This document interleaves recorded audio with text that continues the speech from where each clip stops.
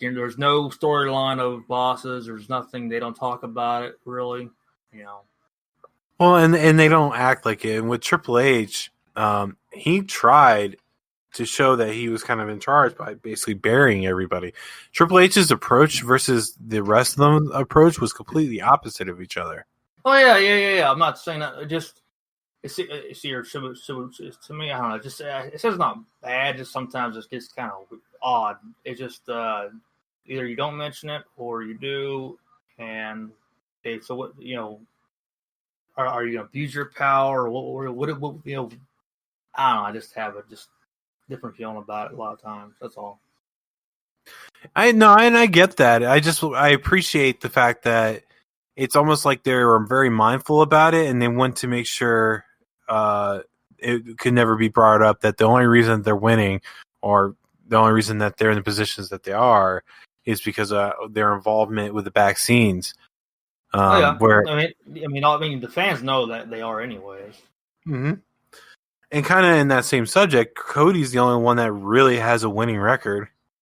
Yeah. But anyway, from this match, FTR won, which we all knew that was going to happen. Nothing against the Hybrid 2, but Hybrid 2 doesn't really have much of any momentum. And the next match was this dog collar match with Brody Lee and Cody. Now, I dug it. I really dug it. I don't understand why Cody has to bleed every match that he's in, but whatever. He's not every match. It's pretty close. Not as much as you believe it is. It's like I don't see him bleeding that often. And I'm not sure. I think this was a by accident one, kind of like the chair shot, because it looked like he landed on the chain weird, which caused him to bust open. Well, this match makes more sense. I mean, I would think that you would have some blood because it's a chain match. It's supposed to be brutal, and they want to at least come close to the first one, which is kind of funny how they announcers kept on referencing Valentine and Piper for 83 Starrcade, which is funny as we just recently reviewed that pay-per-view. Yeah. You can see that in the archives. You're right. But yeah, it was cool that Hammer was there. Unfortunately, Piper so long with us, it was pretty cool that Valentine was there, and I thought it was a great match, honestly. So is Piper in like Hawaii or something? No. I'm joking. I know, but it's a different type of paradise. Yeah, right. But overall, Cody became the TNT champion again. He got this promo definitely declaring he's not heel and that he's always a face. I don't quite agree with that, but go ahead. What you say? I just don't really. I mean, I know you mentioned to me one time on text message, and I just still don't see where the heelish attitude, heelish character is that I'm hearing about. I don't see him. Like, yeah, he has his family sometimes around him, but this match he really didn't till the end, until he won. I just don't see the heelish character inside of myself. Maybe he'll do something, but I just don't see it. Yeah, before he had more of the heelish tendencies, but lately he hasn't. I don't even see where he was before, though. It's hard to say without showing you, but I saw it as him having heelish tendencies and then kind of reverted against it. But I think he mentioned one time he was more of a neutral almost sometimes. Yeah, he thinks heel and face are outdated, which to an extent I can agree. Oh, they are. Honestly, they really kind of are outdated, honestly, because it's good old social media took care of a lot of that stuff and the internet. Well, at the same time, would you say that Reigns is a heel or not, and was it necessary for him? Well, put this way, it's to where he has the heel tendencies as far as the writing goes, but he still gets a lot of cheers because people like him. And it's different than it was back years ago where, yeah, people got liked it if they were heel a lot, sometimes I should say. But when you were heel at one point, you were heel. Right. And this is this day and age to where everything is in access to where, you can get booed. Yeah, you do heel acts. Maybe, yeah, but it's to where you're still not going to get to where it's not going to be as bad. I guess that's you're not going to get as much heat as you would like, because people are still going to respect you on the internet and everything else. Well, yeah, I guess in that aspect, it's completely gone. But most stories, you need a bad guy and a good guy. Well, yeah, you do. Yeah. I'm not saying that's not the case, but I mean, it's just different in this day and age. They're not. I don't think there's really ever going to be a true heel anymore. What I mean by that is that you can be a bad guy on TV, but you can go off and be put on your family picture on the internet and look like the true heel. That's not. That don't do you any good at all. It really does not. That's what I don't like about it. Well, I don't know. And I think part of what broke that is not only the internet, but I also think part of what broke that was Stone Cold Steve Austin becoming popular as a heel. Well, I don't think that broke it, honestly, but it's like you said, it's just the internet took care of a lot of things. But anyways. You can order so many things on the internet, including a Russian bride. Yeah, you can. I wouldn't do that, though. I wouldn't turn down. She offers, maybe. What? Yeah, she offers, Yeah.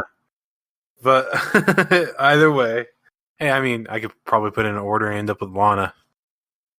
You can go ahead, Lana. I'll take someone else. All right. Not choose from. But yeah, Lana, she's cute. Anyways. So Serena Deeb was the next match against Big Swole. In my opinion, Serena Deeb is the one that kind of carried this match. I saw a lot of botches on Swole's side. Oh, by the way, I don't mean to talk about Serena Deeb. You know who she is? Serena Deeb. I mean, do you know her background? She was bald, part of the Straight Edge Society. Yeah, I didn't even realize that till I watched FCW program on the network, and yeah, I didn't even realize that at all. But I knew that when they were talking about her before. I'm like, oh, cool. I didn't realize she still wrestles. Oh yeah, so you didn't realize until they said something. I didn't realize it until I actually just stumbled across FCW story. That's where I found out about it at. But I was like, holy shit.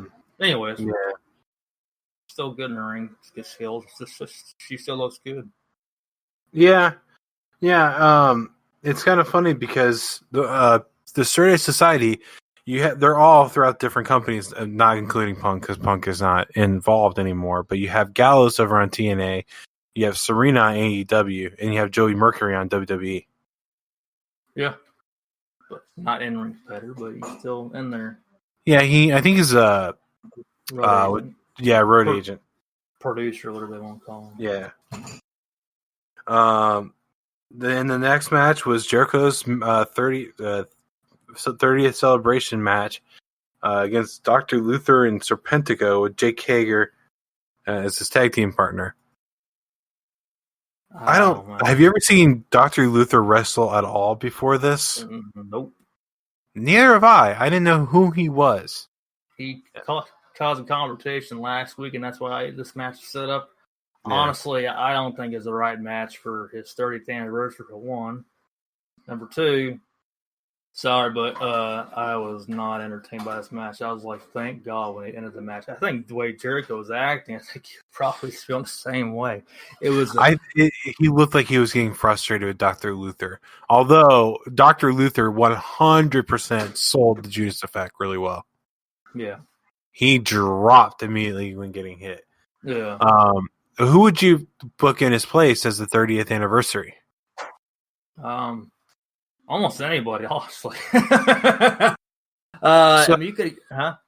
What I was gonna say is the one I thought of because he is retired from in-ring, but I think he could still wrestle matches here and there. Lance Storm.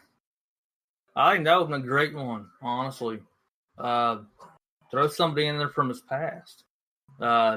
Someone. Or Raven, but Raven can't really wrestle much. Yeah.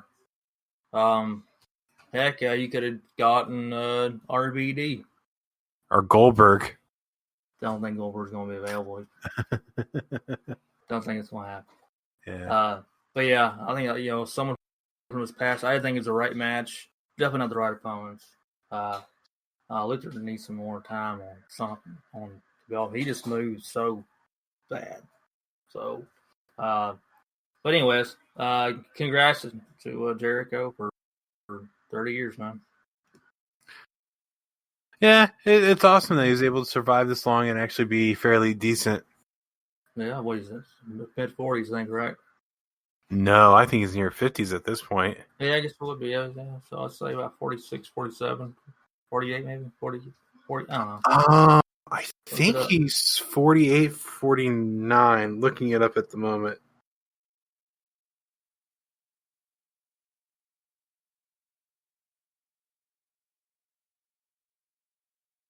He is 49. He turns 50 in exactly a month. Wow. I was a little off now. 50 The years only- old, but... The only reason I know is because he's about the same age as my parents. Ah, okay. I gotcha. Let's think about that for a minute. My parents have a few more years on that one. Because let's see, he was born in 70. He's 2 years younger than my dad and 1 year younger than my mom. Wow. Yeah. Think about that, yeah.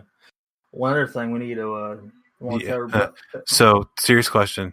How do you think Jericho would take me tweeting him saying he could be my daddy? Say it again.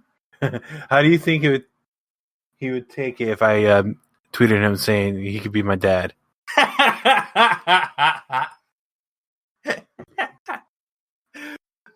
He'd say it part of the list. But he is releasing a new book about that too. Yeah, I heard about that one. There's a lot of new books I heard coming out here soon. But yeah, I would now I definitely want to tweet it. Yeah, you gotta tweet that seal. Yeah, all right, you're on my list. You're on the list, man. That's hilarious. Oh, there's one other thing we need to mention. Just recently, somebody had would have been 53 years old this week. The great Eddie Guerrero. Yeah, Viva la Raza. You lie, you cheat, you steal. That's right. The Latino heat, and certainly do miss him in the ring. So do you think he's chasing around China right now? I ain't gonna even remark to that one. I'm gonna leave that one. I'm gonna leave that one to you. Mercy. Yeah, but I did like at the end of AEW that they had it running down that Jericho basically did everything. Yeah. Yeah, they celebrated that and ran down and did pretty good with that night for 30 years. And they left his name in the 30 years on the Titantron, which is nice. So yeah, it was pretty cool. How'd you like Clownico? I thought it was kind of stupid, honestly. But I only liked it because they made references to the two other companies he's worked in with it. The Clownico's paint was a reference to Jericho when he was wrestling in New Japan before AEW launched, and then they had the light up jacket from WWE. Oh, I didn't even notice that, honestly. Yeah. Yeah. I definitely want to see MJF versus Jericho feud. And they kind of are toying with it right now. Yeah. I thought it was interesting. All the wrestlers coming out there, they came out to the ring, all of them were heels. Just the heels came out. Yeah, that was interesting. Oh, yeah. I wouldn't expect a whole lot of faces, but that was interesting too. I was looking at everybody coming out. I was like, yeah, it's all the heels. But yeah, that was pretty cool. Pretty cool show. Yeah. Let's move on to some SmackDown. So I watched the Hulu version, and they laid out the draft pool, which I was wrong. I thought that they were going to have NXT included in it, but it doesn't look like it. It looks like NXT's off. And that they can use it. I think it's going to be another year, probably another couple of years, I'm guessing, till maybe NXT's part of it. Well, last year they drafted from NXT, or the year before. One of the drafts was involved in NXT. Okay. Which is why I brought it up before. But either way, then they had Stephanie McMahon announce the draft picks, which I did not like this. I think Raw and SmackDown should have had its own representatives. Well, there are no representatives, though, either. I mean... But they technically could use the announcers. I don't think